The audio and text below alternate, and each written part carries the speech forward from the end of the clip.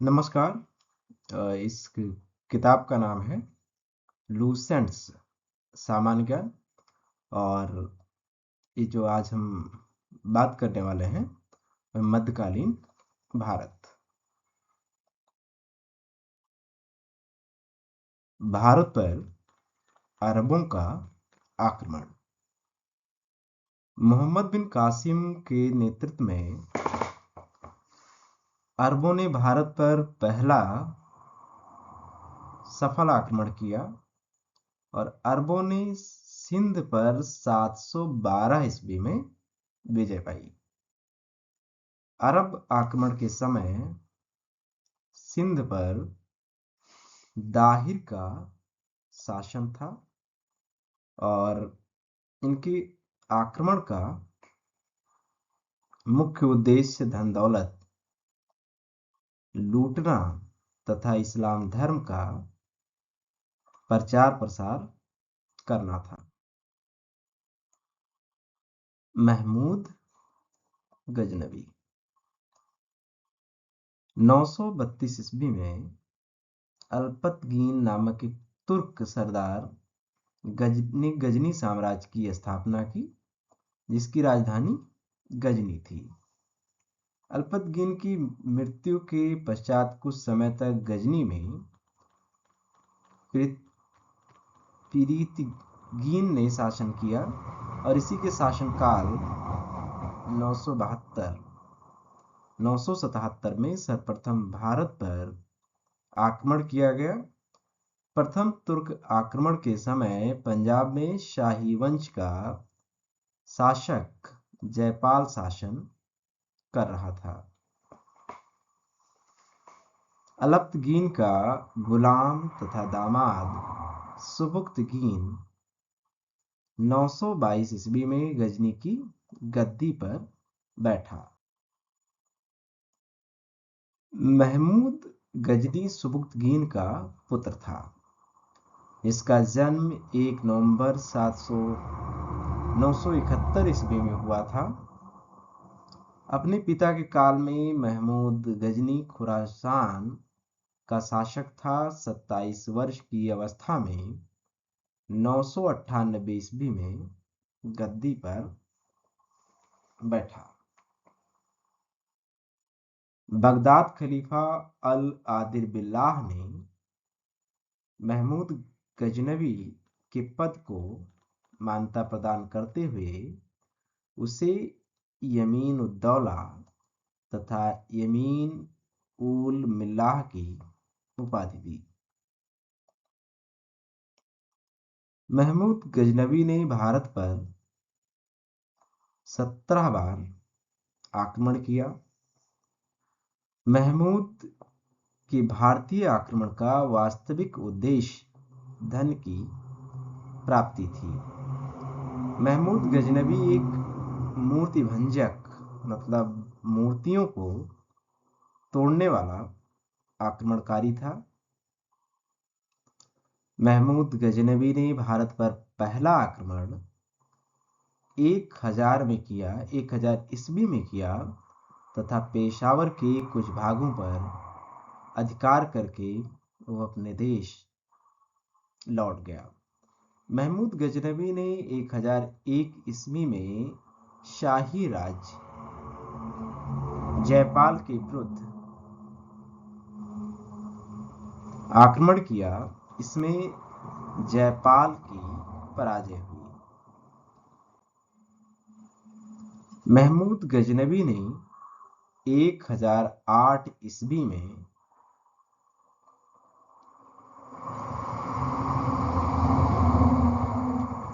नगरकोट के विरुद्ध हमले को मूर्तिवाद के विरुद्ध महत्वपूर्ण जीत बताई जाती है। महमूद गजनवी ने थानेश्वर के चक्र स्वामिनी की कांस्य निर्मित आदमकद प्रतिमा को गजनी भेजकर रंगभूमि में रखवाया। महमूद गजनवी का सबसे चर्चित आक्रमण 1025 ईस्वी में सोमनाथ मंदिर पर हुआ। इस मंदिर में लूट से उसे करीब 20 लाख दीनार की संपत्ति हाथ लगी और सोमनाथ की रक्षा में सहायता करने के कारण अनहिलवाड़ के शासक पर महमूद ने आक्रमण किया। सोमनाथ मंदिर लूट कर ले जाने के क्रम में महमूद गजनबी पर जाटों ने आक्रमण किया और कुछ संपत्ति लूट ली। महमूद गजनबी का अंतिम भारतीय आक्रमण 1027 ईस्वी में जाटों के विरुद्ध हुआ। सुल्तान की उपाधि धारण करने वाला प्रथम शासक महमूद गजनबी था। महमूद की सेना में सेवंदराय एवं तिलक जैसे हिंदू उच्च पदों पर आसीन थे। महमूद गजनबी की मृत्यु 1030 ईस्वी में हो गई। अलबरूनी, फिरदौसी, उतबी, फारूकी महमूद गजनबी के दरबार में रहते थे। मोहम्मद गौरी। गौर महमूद गजनबी के अधीन एक छोटा सा राज्य था। 1173 ईस्वी में शहाबुद्दीन मोहम्मद गौर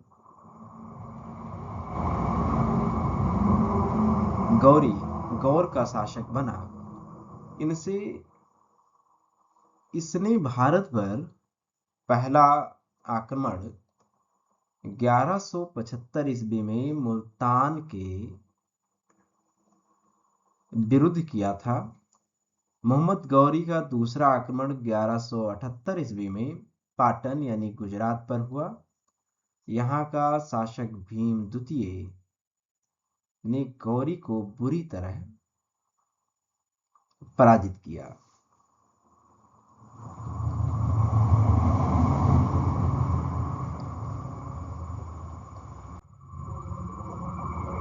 मोहम्मद गौरी द्वारा लड़े गए यहाँ पर प्रमुख युद्ध दिए गए हैं जो अक्सर परीक्षाओं में पूछे जाते हैं। तो प्रथम युद्ध है इसमें तराइन का प्रथम युद्ध। ये 1191 ईस्वी में हुआ और ये मोहम्मद गौरी और पृथ्वीराज चौहान के बीच लड़ा गया। इसमें पृथ्वीराज चौहान विजयी हुआ। तराइन का द्वितीय युद्ध 1192 ईस्वी में हुआ। ये भी मोहम्मद गौरी एवं पृथ्वीराज चौहान के बीच लड़ा गया। इसमें मोहम्मद गौरी विजयी हुआ। चंदावर का युद्ध ये 1194 ईस्वी में हुआ। ये मोहम्मद गौरी एवं जयचंद के मध्य लड़ा गया। इसमें भी मोहम्मद गौरी विजयी हुआ। तो इन युद्धों के बारे में कब हुआ, किनके बीच हुआ, इसका परिणाम क्या हुआ, परीक्षाओं में पूछा जाता है।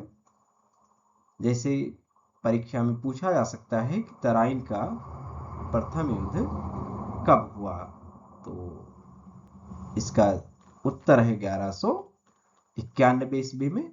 किसके बीच हुआ, तो मोहम्मद गौरी एवं पृथ्वीराज चौहान के बीच, और इसमें पृथ्वीराज चौहान विजयी हुआ। तराइन का द्वितीय युद्ध कब हुआ, तो उत्तर है 1192 ईस्वी में।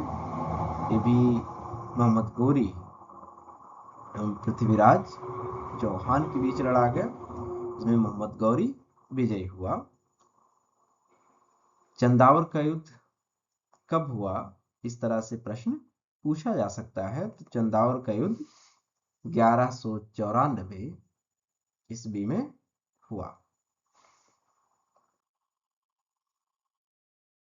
मोहम्मद गौरी भारत के विजित प्रदेशों पर शासन का भार अपने गुलाम सेनापतियों को सौंपते हुए गजनी लौट गया। और वहीं पर 15 मार्च 1206 ईस्वी को इसकी हत्या कर दी गई। सल्तनत काल, तो इसमें पहला है गुलाम वंश। गुलाम वंश की स्थापना 1206 ईस्वी में कुतुबुद्दीन ऐबक ने की। वह मोहम्मद गौरी का गुलाम था। कुतुबुद्दीन ऐबक ने अपना राज्याभिषेक 24 जून 1206 ईस्वी को किया और इसने अपनी राजधानी लाहौर में बनाई थी। इसने कुतुब मीनार की नींव डाली। नोट, गुलामों को फारसी में बंदगां कहा जाता है तथा इन्हें सैनिक सेवा के लिए खरीदा जाता था। दिल्ली का कुव्वतुल इस्लाम मस्जिद एवं अजमेर का 2.5 दिन का झोपड़ा नामक मस्जिद का निर्माण ऐबक ने करवाया था। कुतुबुद्दीन ऐबक को लाख बख्श भी कहा जाता था। प्राचीन नालंदा विश्वविद्यालय को ध्वस्त करने वाला ऐबक का सहायक सेनानायक बख्तियार खिलजी था और 1210 ईस्वी में चौगान खेलते समय कुतुबुद्दीन ऐबक की मृत्यु हो गई।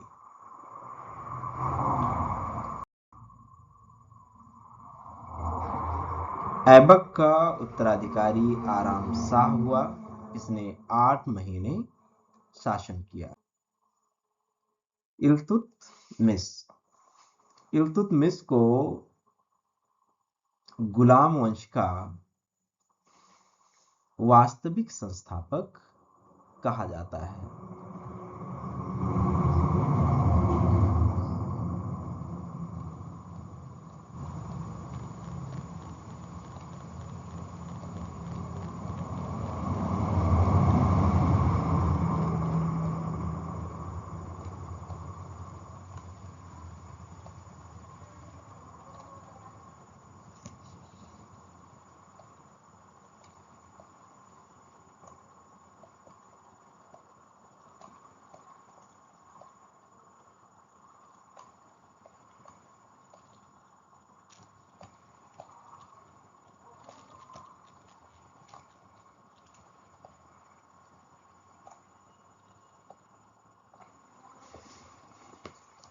इल्तुतमिश गुलाम वंश का वास्तविक संस्थापक था।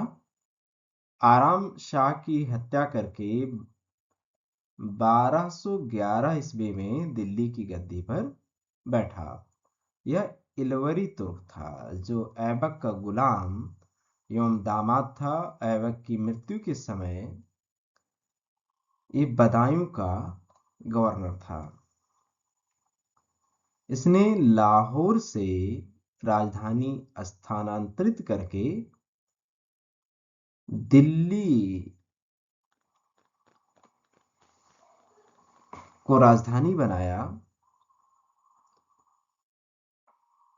या इस तरह कहें कि ये लाहौर से राजधानी को स्थानांतरित करके दिल्ली लाया। इसने हौज सुल्तानी का निर्माण देहली कोहना के निकट करवाया था। इल्तुतमिश पहला शासक था जिसने 1229 ईस्वी में बगदाद के खलीफा से सुल्तान पद की वैधानिक स्वीकृति प्राप्त। इल्तुतमिश के कुछ महत्वपूर्ण कार्य हैं, जैसे इसने कुतुब मीनार के निर्माण को पूरा करवाया। इसने सबसे पहले शुद्ध अरबी सिक्के जारी किए, जैसे चांदी का टंका एवं तांबा का जीतल। इक्ता प्रणाली की इसने शुरुआत की। 40 गुलाम सरदारों का संगठन, जिसे तुर्कान चहलगानी के नाम से जाना जाता है, का गठन इसने किया। तो यहाँ प्रश्न बनता है कि इक्ता प्रणाली की शुरुआत किसने की? तो इक्ता प्रणाली की शुरुआत इल्तुतमिश ने की है। और तुर्कानी चहलगानी का गठन किसने किया? तो तुर्कानी चहलगानी का गठन भी इल्तुतमिश ने किया है। सर्वप्रथम दिल्ली के अमीरों का दमन किया। इल्तुतमिश की मृत्यु अप्रैल 1236 ईस्वी में हो गई।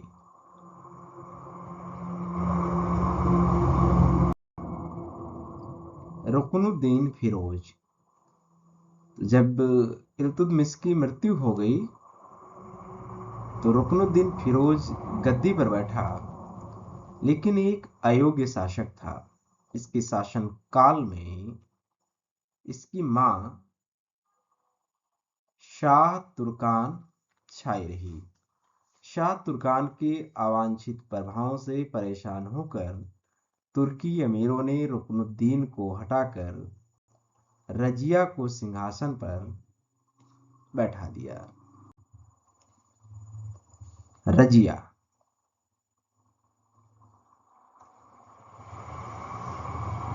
रजिया बेगम प्रथम मुस्लिम महिला थी जिसने शासन की बागडोर संभाली।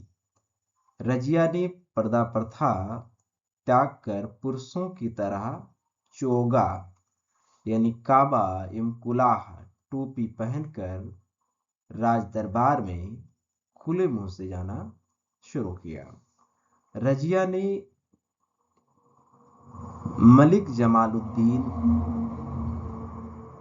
याकूत को आमिर ए आखुर यानी घोड़े का सरदार नियुक्त किया। गैर तुर्कों को सामंत बनाने के रजिया के प्रयासों से तुर्की अमीर इसके विरुद्ध हो गए और इसे बंदी बनाकर दिल्ली की गद्दी पर मुइजुद्दीन बहराम शाह को बैठा दिया। रजिया की शादी अल्तुनिया के साथ हुई। अल्तुनिया से शादी करने के बाद रजिया ने पुनः गद्दी प्राप्त करने का प्रयास किया, लेकिन वह असफल रही। रजिया की हत्या 13 अक्टूबर 1240 ईस्वी में डाकुओं के द्वारा कर दी गई। बहराम शाह को बंदी बनाकर 1242 ईस्वी में हत्या कर दी गई। बहराम शाह के बाद दिल्ली का सुल्तान अलाउद्दीन महमूद शाह 1242 ईस्वी में बना। बलबन ने षड्यंत्र के द्वारा 1246 ईस्वी में अलाउद्दीन महमूद को सुल्तान के पद से हटाकर नासिरुद्दीन महमूद को सुल्तान बना दिया। नासिरुद्दीन महमूद ऐसा सुल्तान था जो टोपी सिलकर अपना जीवन निर्वाह करता था। बलबन ने अपनी पुत्री का विवाह नासिरुद्दीन महमूद के साथ किया था।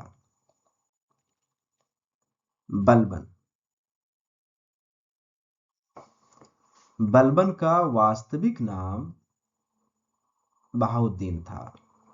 वह इल्तुतमिश का गुलाम था। इसने तुर्कानी चहलगानी का विनाश किया। बलबन ने 1266 ईस्वी में गयासुद्दीन बलबन के नाम से दिल्ली की गद्दी पर बैठा। यह मंगोलों के आक्रमण से दिल्ली की रक्षा करने में सफल रहा। सिजदा एवं पैवोश प्रथा की शुरुआत बलबन ने की। फारसी रीत रिवाज पर आधारित नौरोज उत्सव को बलबन ने शुरू किया। तो प्रश्न इस तरह से बनते हैं कि तुर्कानी चहलगानी का विनाश किसने किया? बलबन ने। सिजदा एवं पैबोस की शुरुआत किसने की? बलबन ने। फारसी रीति रिवाज पर आधारित नवरोज उत्सव की शुरुआत किसने की? तो बलबन है। विरोधियों के प्रति बलबन ने लौह एवं रक्त की नीति का पालन किया। नासिरुद्दीन महमूद ने बलबन को उलूग की उपाधि दी। बलबन के दरबार में फारसी के प्रसिद्ध कवि अमीर खुसरो एवं अनीर हसन रहते थे। गुलाम वंश का अंतिम शासक समुद्दीन कैमूर था। Thank you.